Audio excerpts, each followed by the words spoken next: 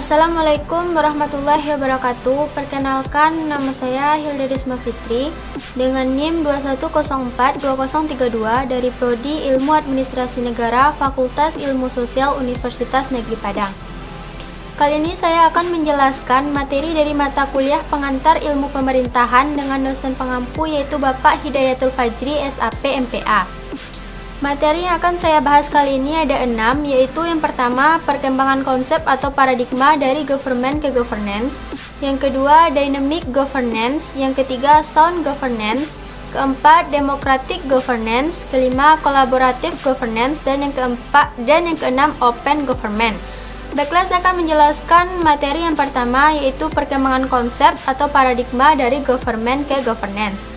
Government sendiri merupakan sektor publik yang biasa kita sebut sebagai pemerintah yang memiliki tugas dalam menyelenggarakan pemerintahan, yaitu merumuskan kebijakan, pengimplementasian kebijakan, serta penyelenggaraan pelayanan publik.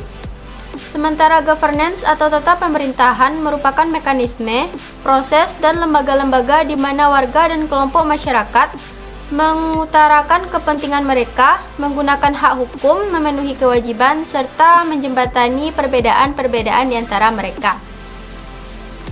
Konsep government atau pemerintahan ini mengalami pergeseran pada tahun 1990-an yang disebut sebagai paradigma governance atau pemerintahan. Pergeseran ini terjadi karena pemindahan wewenang dari pemerintah kepada sektor non-pemerintah atau sering disebut sebagai sektor swasta atau sektor privat atau NGO non-governmental organization, serta masyarakat dalam hubungannya dengan akses dan keterbukaan proses pembuatan kebijakan dan pelaksanaan kebijakan.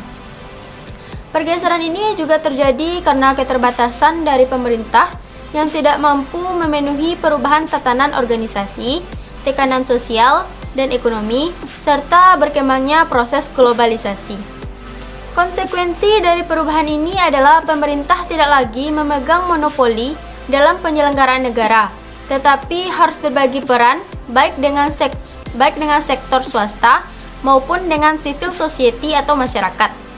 Perubahan ini juga berakibat pada pola hubungan antara pemerintah, sektor swasta, dan masyarakat menjadi lebih sejajar dan demokratis. Yang kedua yaitu dynamic governance. Konsep dynamic governance adalah bagaimana bekerjanya berbagai kebijakan, institusi, dan struktur yang telah dipilih sehingga dapat beradaptasi dengan ketidakmenentuan dan perubahan lingkungan yang cepat, sehingga kebijakan, institusi, dan struktur tersebut tetap relevan dan aktif dalam pencapaian keinginan jangka panjang masyarakat. Dynamic governance memiliki dua elemen, yaitu budaya organisasi pemerintah dan kemampuan yang dinamis. Prinsip dynamic governance ada 3 atau yang disebut dengan prinsip 3T. Yang pertama yaitu thinking ahead atau berpikir ke depan. Berpikir ke depan ini akan mendorong institusi pemerintah untuk menilai dan meninjau kembali kebijakan dan strategi sedang berjalan, meliputi memperbaharui target dan tujuan, dan menyusun konsep baru kebijakan yang akan dipersiapkan menyongsong masa depan. Yang kedua, thinking again atau mengkaji ulang. Kaji ulang dilakukan terhadap hal-hal yang sudah terjadi, mencakup pemanfaatan data, informasi-informasi baru, ukuran atau standar yang telah ditentukan, warisan masalah dari suatu kebijakan atau program, dan umpan balik yang diterima. Yang ketiga yaitu thinking across atau belajar dari pengalaman negara atau organisasi lain. Dengan belajar dari pengalaman atau pemikiran orang lain dalam mengelola sebuah negara atau pemerintahan, akan didapatkan ide-ide dan pemikiran segar dalam melakukan inovasi bagi perbaikan kebijakan, strategi, dan program bagi peningkatan kesejahteraan masyarakat. Yang ketiga yaitu sound governance. Sound governance merupakan tata kepemerintahan yang diliputi aspek tradisi atau inovasi lokal tentang bagaimana sebuah negara dan pemerintahan harus ditata sesuai dengan kebiasaan, budaya, dan konteks lokal. Konsep sound governance berawal dari kerajaan-kerajaan dunia pertama Persia yang memiliki sistem administrasi efektif dan efisien. Konsep sound governance memiliki karakteristik kualitas governance yang lebih unggul daripada good governance dan dianggap jelas secara teknis, profesional, organisasional, manajerial, politik, demokratik, dan ekonomi. Konsep sound governance ini juga melengkapi konsep sebelumnya yang dirasa kurang sempurna akibat dari era globalisasi yang menuntut sistem pemerintahan untuk terus berkembang. Sound governance memiliki banyak dimensi yang meliputi proses, struktur, kognisi dan nilai, konstitusi, organisasi, manajemen dan kinerja, kebijakan, sektor, kekuatan internasional atau globalisasi, dan etika, akuntabilitas, dan transparansi. Yang keempat yaitu democratic governance.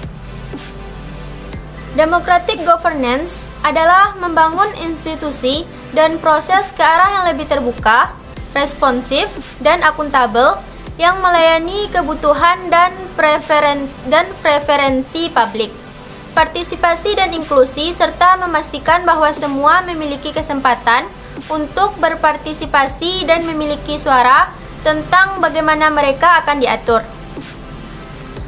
Elemen-elemen dari democratic governance ini terdiri dari partisipasi, akuntabilitas, resolusi, konflik, dan kepedulian terhadap kesetaraan serta keadilan. Yang kelima yaitu collaborative governance. Collaborative governance merupakan kelompok aktor dan fungsi.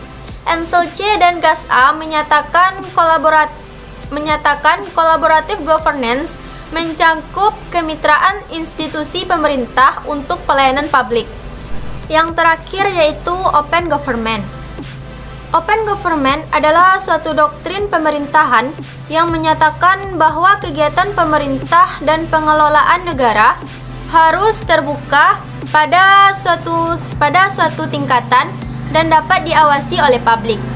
Prinsip open government menekankan kemitraan antara pemerintah dengan masyarakat terjadi secara transparan, akuntabel, dan partisipatif. Dengan demikian, partisipasi masyarakat, organisasi masyarakat sipil, dan pihak swasta memberi dukungan dalam peningkatan layanan publik berbasis teknologi informasi. Sekian penjelasan materi yang dapat saya sampaikan. Semoga dapat bermanfaat bagi teman-teman semua. Mohon maaf atas segala kekurangan dan kesalahan. Saya akhiri dengan wassalamualaikum warahmatullahi wabarakatuh.